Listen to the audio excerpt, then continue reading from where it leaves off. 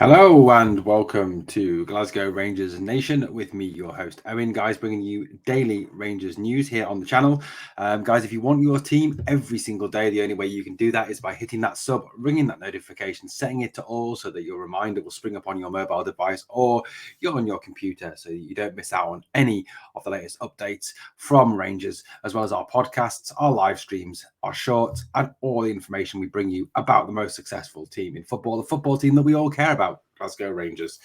Well, we're going to talk a little bit today on our news update about what Michael Beale had to say to the media today as he spoke to, as he spoke to media ahead of the big semi-final on Sunday against Celtic.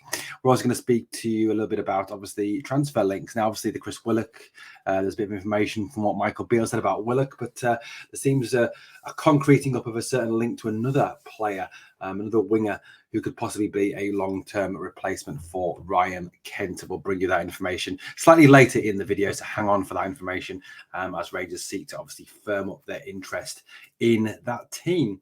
So we talked, Michael Beale talked to the media yesterday ahead of this massive, huge semi-final. And Michael Beale, for me, was a little bit more reserved, a little bit calmer, a little bit more, a bit more, I don't know, it seemed a bit down today, actually. It didn't seem his usual ebullient self. Now, I think one of the criticisms of Michael since he became Rangers manager is at times that perhaps he's given away too much information to the media when he's spoken to them and spoken a little bit too much, whereas today it seemed the exact opposite. His press conference seemed a little bit of a carbon copy of previous press conferences, as I think he seemed to play his cards a little bit closer to his chest. He said that obviously that Sunday was a huge game. He said the season had been very rough for fans. Little do you know, Michael, how rough it has been for us, putting up with some of the abject performances we've seen this season from the boys, including obviously Champions League games and defeats against that lot from across the city. You know, he said it was time to put the wrongs right. He said it would have a big impact on the season, obviously, if we could finish in a positive fashion. I think that's very true. You know, we could, obviously, if we win this semi-final and progress to the cup final, realistically, whoever wins this, this may seem arrogant and cocky and overconfident, but realistically, whoever wins this semi-final will probably go on to win the Scottish Cup 99 times out of 100, given obviously its fact it's Inverness or Falkirk. In the final, not even one of the big Edinburgh teams or the team from the Granite City, Aberdeen. He said that they need to bring the best of ourselves. That's what he was when he was asked about the fact that the gap between Rangers and Celtic and the fact that did he feel the gap was closing down. He said that we need to bring the best of ourselves. He said that Old Firm games are often won and lost on mistakes, which we know is very true. It's often mistakes that cost individual teams or individuals goals in these games. If you go back to the game against Parkhead, it was the Davis and the Suter mistakes possibly contributed to a little bit by Alan McGregor that cost Rangers that game. Obviously, as well, the mistake made by Kevin Clancy disallowing Alfredo's goal as well. That game could have quite easily finished 3-1 to Rangers had we not made those huge defensive rickets. The win at the game at New Year's as well that ended 2-2. It really was a case of us giving them goals yet again. And I think a number of times this season we have kind of given them the chance to get back into the game and the chance to win the game. It's kind of like a free gift, and we need to stop giving them that gift. He said that last game overall that we played quite well, and we just need to put those defensive errors right. And I think he's obviously very correct in that assertion of those defensive errors, in particular by Ben Davis, who has in recent weeks played particularly poorly and has looked a bit like I think the quote on the podcast was a bomb scare. He says players win games before, it's down to their mentality, about getting the mentality right in the game, about getting the players' mentality right, about getting it right on the field. And obviously that is going to be a big thing on Sunday.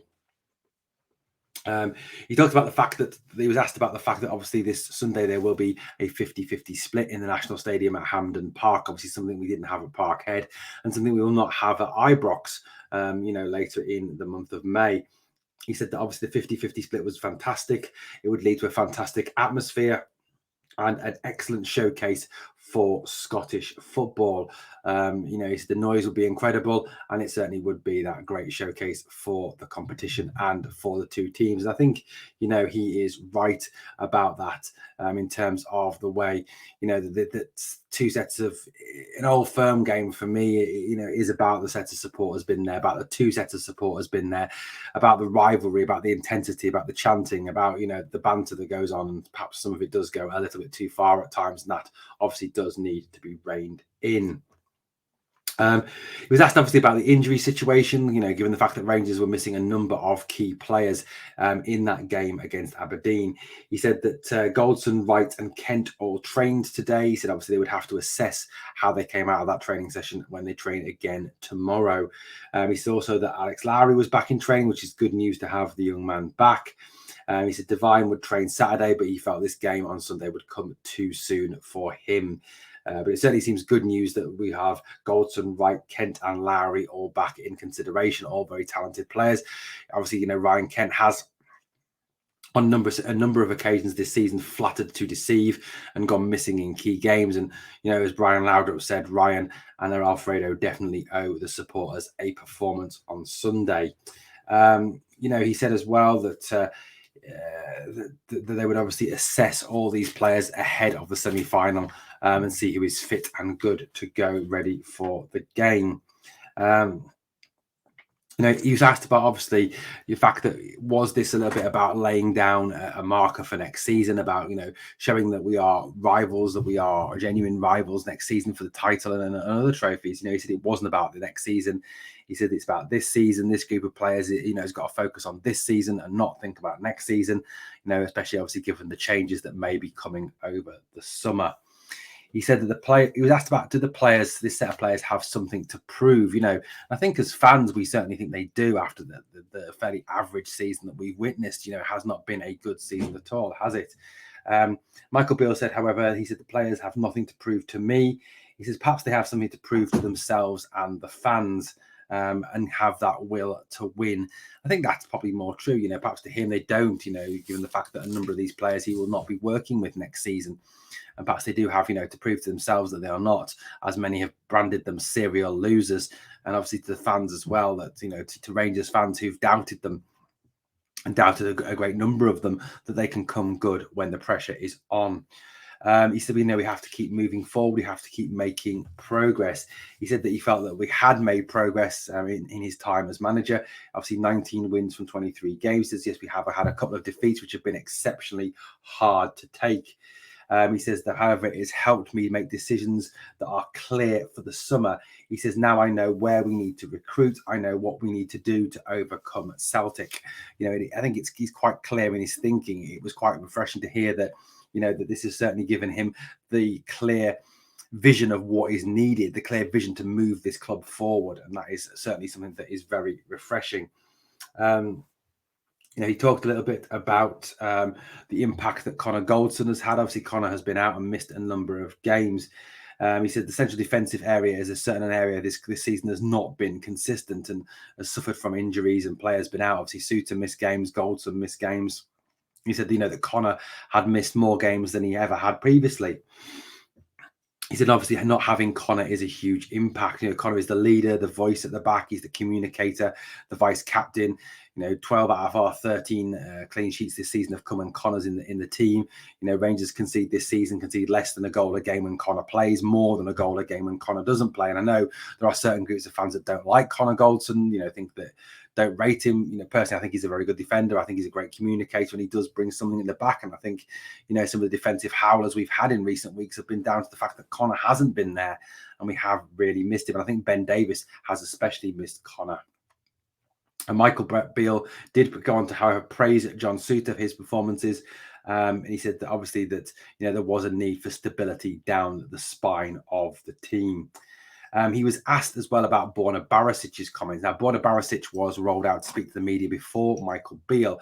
And Borna, in his media availability, talked a little bit about how, he felt his performance had been better this year because he's had Ridvan there to push him. And when you have a player behind you pushing you, you do raise your level. And I think that's obviously something to take into account for next season. The need we have for 2 players for every position to really push each other and to push us on to greater success next season. But Borna did go on to say that the team, the players felt that they owed the fans a victory. Michael Beale was asked, did he agree with what Borna had to say? To which Michael Beale says, I won't disagree with that. He was then obviously asked about transfer links, at which point he said there is no truth whatsoever in the link to Chris Willock. He said that he is a QPR player and an important player for Queen's Park Rangers. He went on to say that they won't be going back to QPR for players, which is perhaps very good news given the concerning links to Lyndon Dykes, who, as a centre forward who plays for QPR and Scotland, was certainly somebody that it was felt that Michael Beale may be interested in, given the comments that he'd made. As regards, obviously, seeing the obvious links between himself and the players we sign. And obviously, Dykes is someone a lot of Rangers fans do not rate in the slightest. He said that he'd been busy outside of working on training, that he'd been working on transfers. However, he had stopped the last couple of days to focus on this game. He was also asked a bit of question about boardroom stability and obviously the effect that has on the team. He said that the boardroom stability will be there now. He says obviously the manager's position comes down to him and how he performs. But he said, in terms of the season and obviously going forward with the boardroom, that changes had taken place and that John Bennett, that James Bisgrove would all obviously make the changes they need to, but obviously there would be more stability there now that those decisions had been finalised. Obviously, we still need a director of football, and that'll be an appointment that will be down to John Bennett and James Bisgrove. He says he doesn't want to be dramatic on the futures and has been clear with those players that are out of contract as to their futures. So, I think it's clear that people like Alfredo, that Ryan Kent, Ryan Jack know what the intentions of Michael Beale are, even if we as fans and obviously other media as well don't. He says we need to bring our best to win on Sunday. He was asked a little question about, the fact that if we won on Sunday and we won the Scottish Cup, would that aid in, and we beat Celtic, would that aid in attracting players? He said no. He said, the club sells itself. He says, who wouldn't want to play in front of 52,000 every other week? The facilities we've got here, Howie and so on, the fact that we can offer European football. He said, what is not to like about Rangers? And he didn't feel that would affect player recruitment if we were not successful against Celtic. He talked a little bit about as well about the Hampden Park pitch and how he hoped that had improved from its previous state. He said he was also asked about how he was finding the extra responsibilities. It was okay. He said he's got a good support network around him. It just means that after training, he has to take a few more phone calls and meet with a few more players. That was what Michael Beale had to say yesterday to the media.